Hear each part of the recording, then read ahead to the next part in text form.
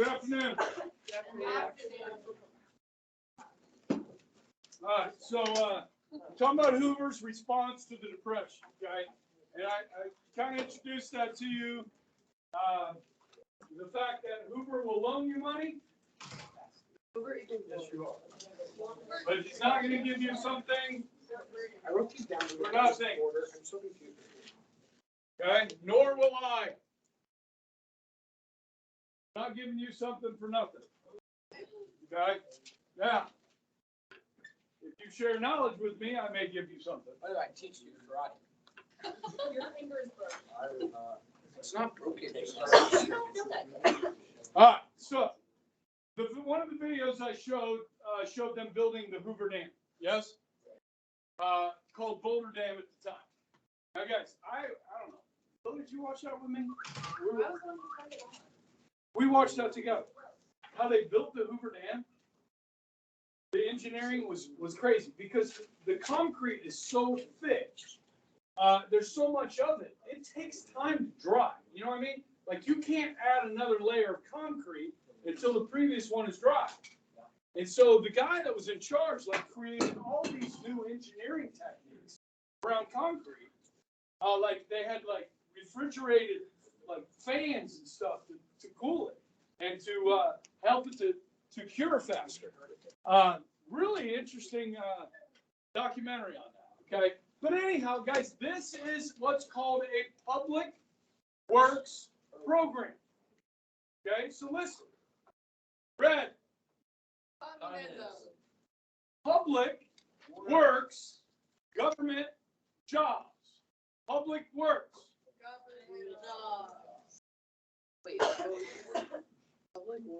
Public works, government works, job. Okay, so the government is putting people to work, not private industries, but the government. Okay, by the end of his term, $2 billion spent on these types of projects, construction projects. Now, if you look at this picture down here, you see a bunch of guys with wheelbarrows. This is 1932. Do we have bulldozers in 1932? Yes. Yes. So could bulldozers do the work of what these men are doing? Yes. Yes. But these men are unemployed and they're willing to work. And there's dignity in work. You understand? Now, guys, we have a different way of thinking back then than we do today. The way of thinking back then is I lost my job. I'm in this situation. I can't take care of my family. And whose fault is it? It's my own fault. And that's how many Americans felt. And so there's no work beneath people. They're like, I will take any job so that I can provide for my family. Are you following? Okay, so you have to look at this from people's perspective back then. Okay, so they will take these jobs in a heartbeat. Okay, and God bless them. You know what I mean? Now, is this going to bring us out of the Depression? No, this is a Band-Aid. This is curing a symptom of the Depression, giving people work. Okay, but it's not going to turn the economy around enough to pull us out of the Depression. All right? The Reconstruction Finance Corporation is created, again, loaning money to banks, railroads, big business. The goal is to save these businesses and thus save these jobs. So you do have a little bit of bailout feel to this. Okay? It's not as if Hoover did nothing, okay? But the scope of what he's going to do is fairly limited, okay? Now, the Federal Home Loan Bank Act. Now, get this. This is going to help people with their mortgages from losing their homes.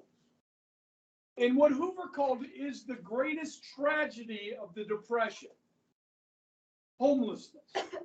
Remember that. The greatest tragedy of the Depression is homelessness. People losing their homes. Okay? It's not like these people never had a home. They had one, and they no longer do. Okay? So, What they're going to do is they're going to start loaning people money to pay their what? Or in other words, they're going to loan people money to pay their loans. Is this going to work? No. No. But again, it's a Band-Aid. It's going to keep a roof over somebody's head for maybe another 6 months, or maybe another year, maybe 2 years by doing this. Okay? You're still going to have to pay the money back. Now, you guys familiar with these PPP loans that we gave out during the COVID lockdown? Okay. Now, you don't have to pay those back.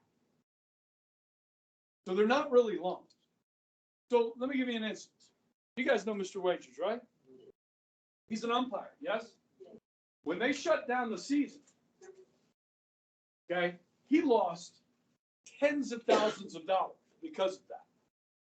Okay, so he qualified for a PPP loan, okay, to replace the income that was lost because the government shut down his job.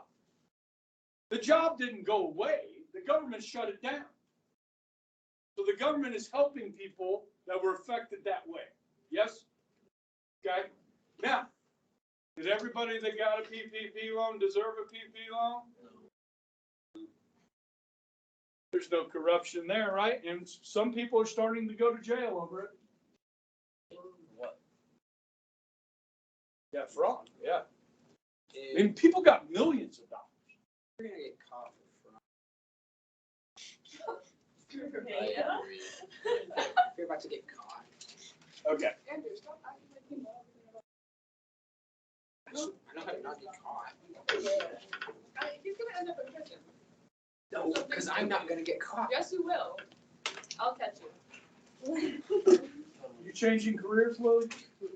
Yes, to get Andrew. Just once he's gonna stop, he'll change by Really, I'm gonna sue you at some point in our lives. I can see it happening. I believe we need to separate these two. We are separated. By like 7 feet. That's I mean, my. I got a better idea. You know what? Just shut up, both of you, okay? Now, again, back to Hoover, right? Refuse to give money directly to individuals. He says it's dangerous to get people in the habit of receiving charity from the national government. He said it would injure the spiritual response of the American people. Is he right? Yes, sir. So, remember, we talked about how people in 1932 said, well, this is my fault. Okay, so some would say we've created a culture of people that are victims of somebody else. So, this help that they get from the national government is entitled to them. Like they deserve it. They've earned it. Okay, and, you know, I imagine there's a lot of people that get help from the government that are really appreciative of it, that really need it. Okay. And then you probably have some that take advantage of the system, that feel entitled to it. Okay. And I'm sure that is the case with some people. Okay. But he felt it was dangerous. So look, Hoover goes down in the history books. Johnson did the other day. Right there. Okay, that's how people view him. Okay. But there's always more to the story. Okay. And that's why I'm here. Now, we saw the Habooks before you left on yesterday. Yes. There's some really good pictures of that. Okay.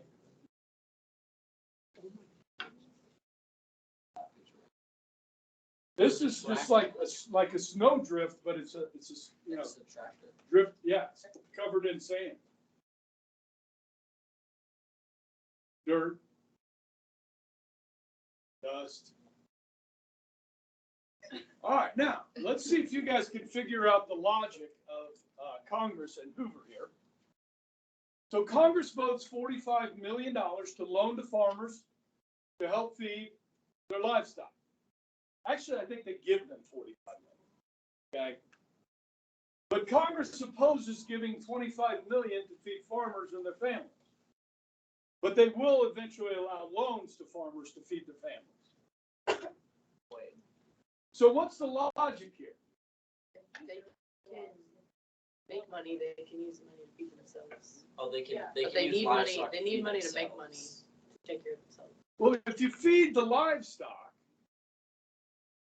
then you can feed yourself. Yeah. From the livestock. Yeah. There's the logic. It's not that he cares more about animals than he does humans. Or maybe he does.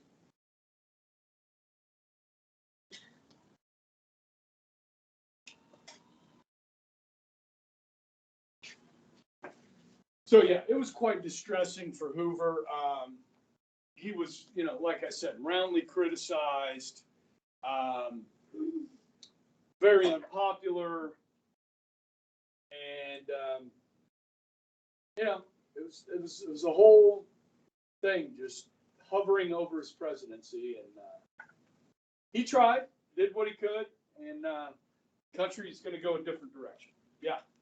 You know what, like $45 million that would be.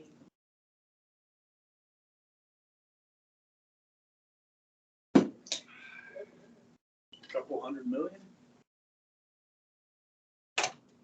300 million, 400 million.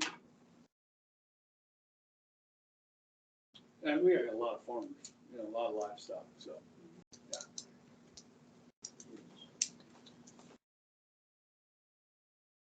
Good?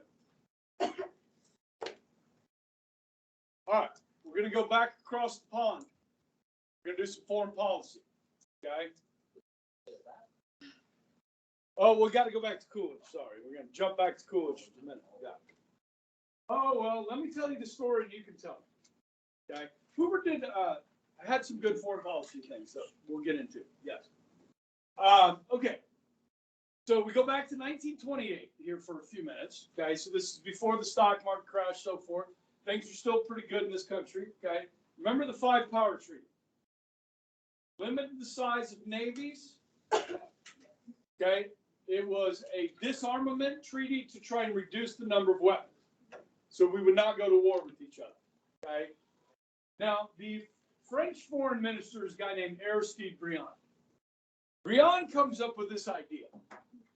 Now, we tried the League of Nations, and we have the League of Nations. The United States is not part of the League of Nations.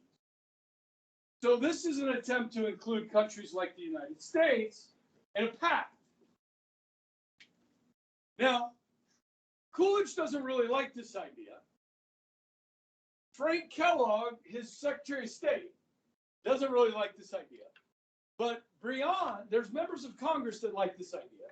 So they invite the French foreign minister to address both houses of Congress with this idea. And the American people hear about this idea and they're like, yes, we want this. We want to join this. This is going to keep us out of another war.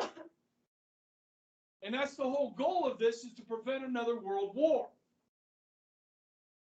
It's a promise of 60 of the nation's 60 most powerful nations to renounce war as an instrument of their national policy in relations with one another, except in matters of defense.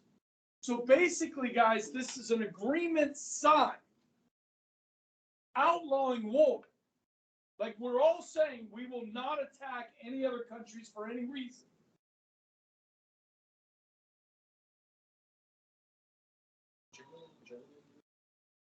Germany was part of this pact. Guys, I don't know. You know when you get that warm and fuzzy feeling inside? Like something great's happening? Because in 1928, guys, the human race figured out that we could come together and outlaw war for mankind.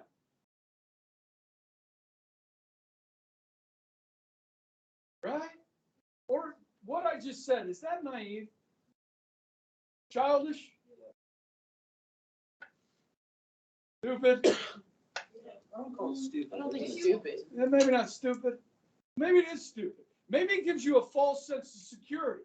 that now that all these nations have signed this, we can bury our heads in the sand and not pay attention to what's going on in the rest of the world and not worry about it because we're never going to war again. You know who else signed this? Japan signed this. And within 3 years, guys, Japan will attack China.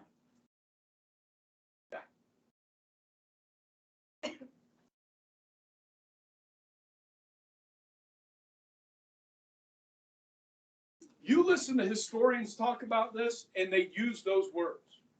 Naive, childish. To put your faith in a piece of paper. What this does, guys, it leads to an era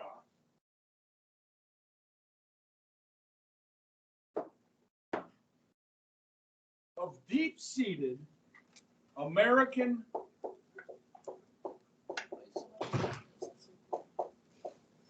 isolationism. We don't have to worry anymore. Now, think about what we're doing economically with the rest of the world. What are we putting on foreign goods? Tariffs, right? So we're isolating ourselves economically, and now we're going to isolate ourselves politically and militarily.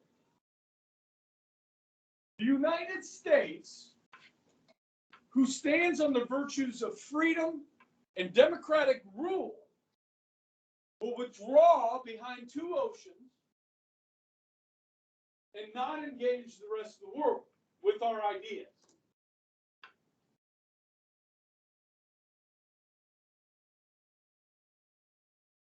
Now, some would say, this helps lead to peace, but in reality, it does not.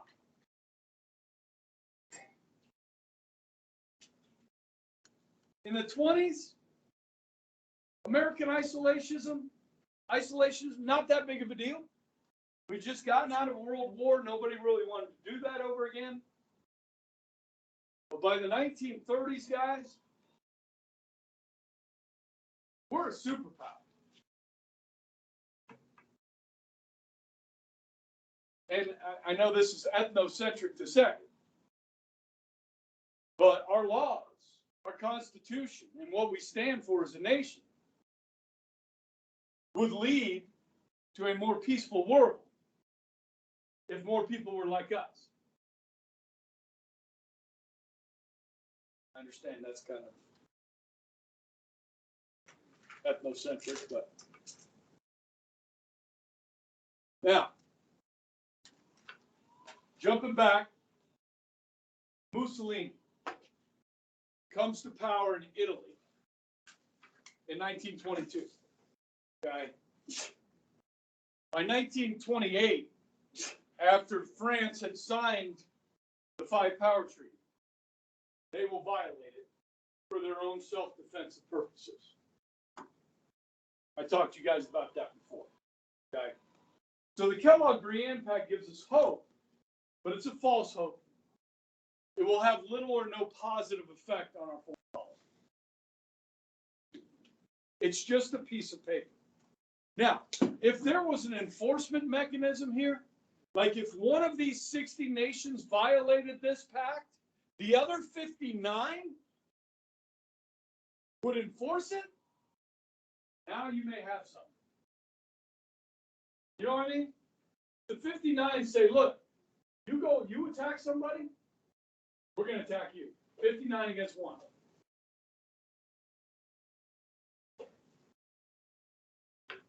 Are you with me? This is the signing ceremony, Coolidge signing the Kellogg-Briand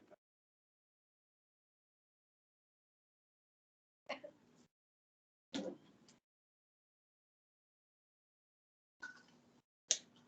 Today is Thursday. We're getting close. The end. Module 18A. Yes. Yes. What was the test? Probably Tuesday. I knew that. Are we ready for the next slide? Yeah. No video. You're kidding. Not kidding. That's clickbait. That is weird. That's also clickbait. That was weird. What was that? It's like the cat from Shrek.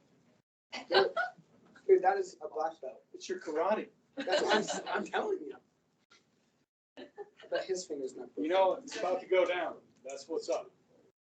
We've been doing a lot of depressing stuff, okay? So I'm trying to lighten the mood. Now, I know you guys have been wondering, really since I started these 2 chapters. Mr. Ebright, what is going on with Latin America during this time period? I have been wondering that. was not being, I was definitely thinking about Yes. going to sleep. Gabby, just keep shaking your legs, you'll stay awake, okay? Goodness gracious. Okay, so we'll start with Coolidge. Start with Coolidge in Latin America. All right? Keep it cool. Now, guys, the United States is a very entrepreneurial country. And where we see opportunities, we tend to go grab them. And so Americans saw opportunities in Latin America and the Caribbean to buy land and invest in those countries and, sugar plantations, fruit plantations, farms, condominiums, all kinds of stuff. Okay.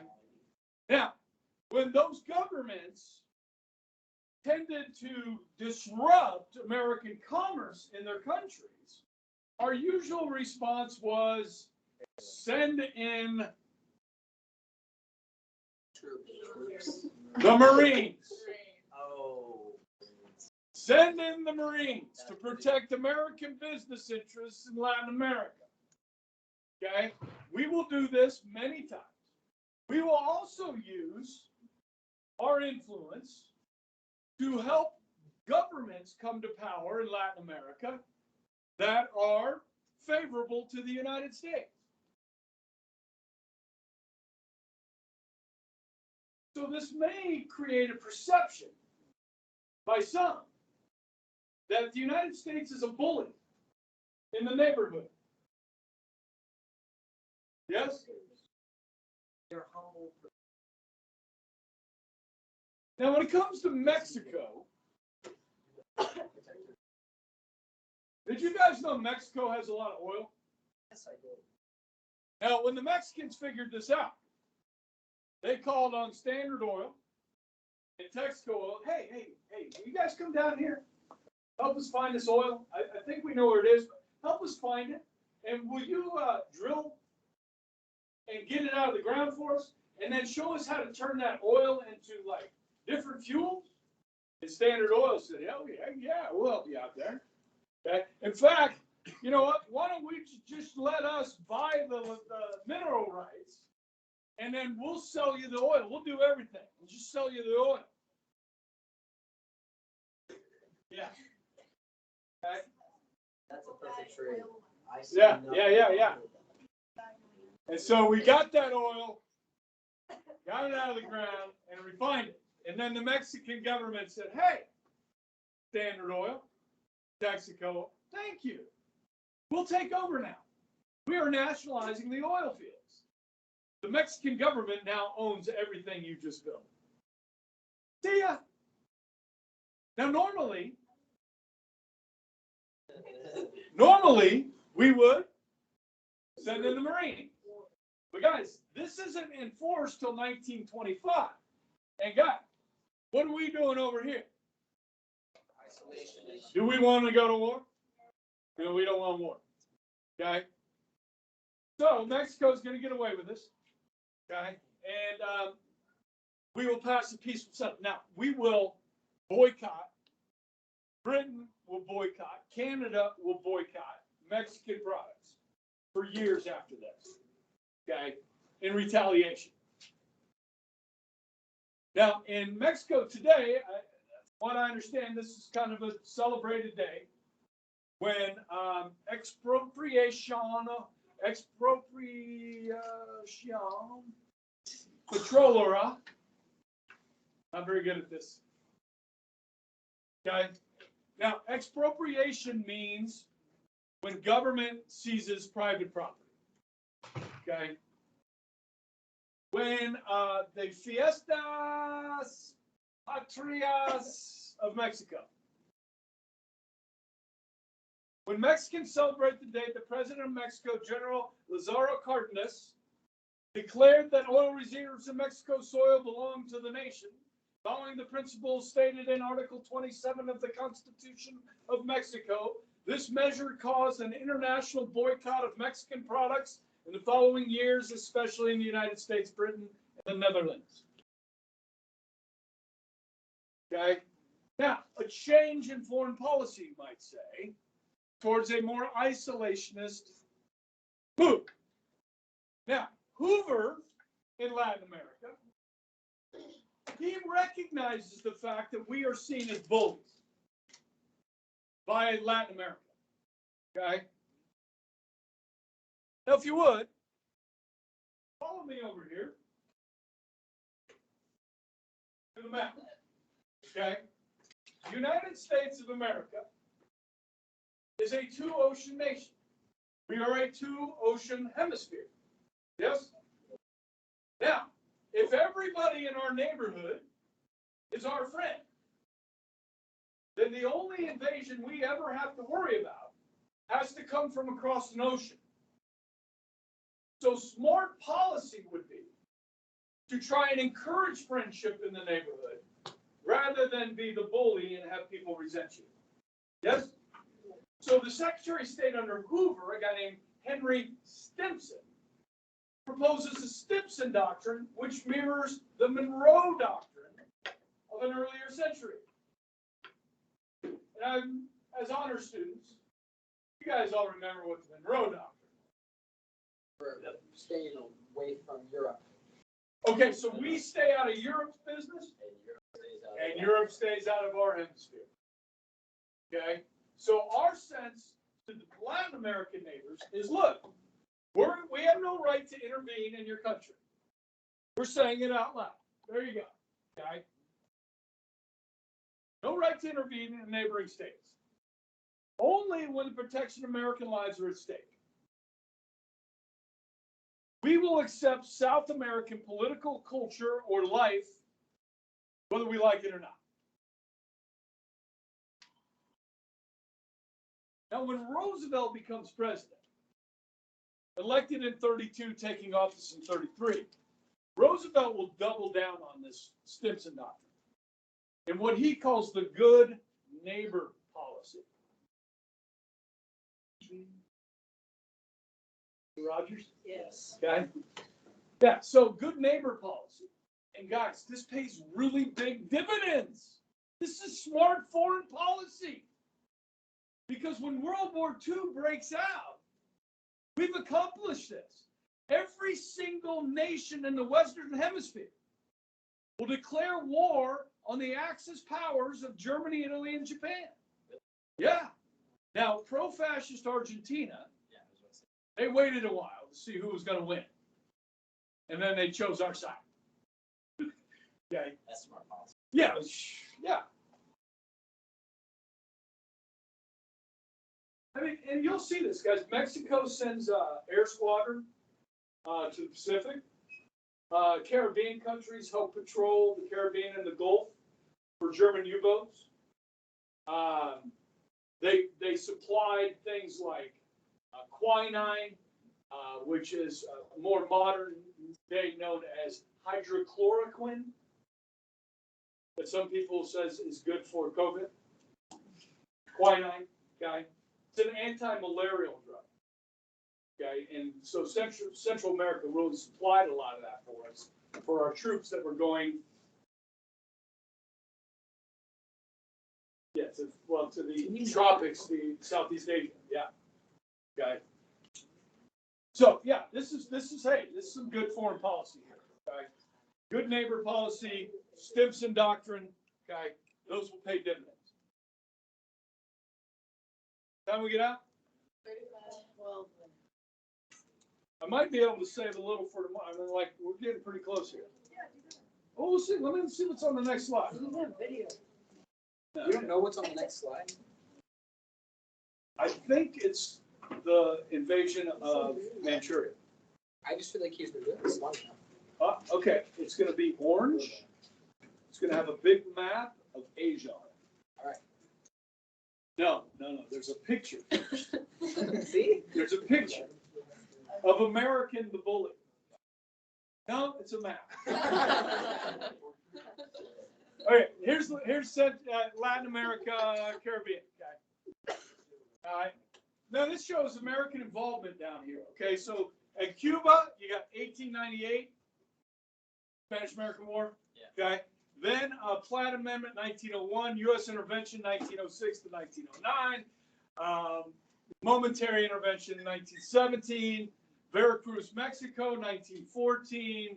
Haiti, Dominican Republic, Puerto Rico, which we'll take. Virgin Islands, Nicaragua, Panama. Okay, a lot of involvement in Central America here. Okay, and so this is what it looked like to them. These gringos. Okay, you get it? Like this is the overweight American gringo, and then Yeah, but we got it. I try.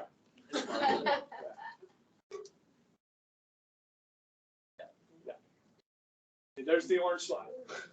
Now, I only have 2 left for tomorrow.